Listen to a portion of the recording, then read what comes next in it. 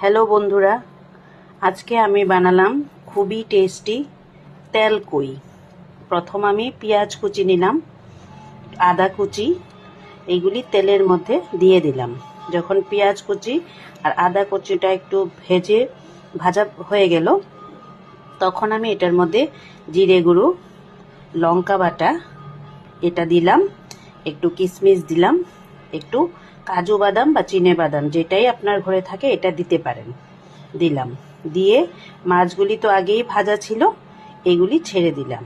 দিয়ে আমি জলের বদলে দুধ দিলাম। দুধ দিয়ে ঢেকে রাখলাম কম আঁচে গ্যাসের। তারপর আস্তে আস্তে করে এটা যখন দুধটা থেকে তেল ছাড়তে লাগলো, তখন আমি নামিয়ে নিলাম। আমার ঘরে ধনেপাতা ছিল না, তাই আমি দিইনি। যদি আপনাদের কাছে ঘরে ধনেপাতা থাকে তাহলে ধনেপাতা কুচি ছড়িয়ে দিতে পারেন লাস্টে। টাটা।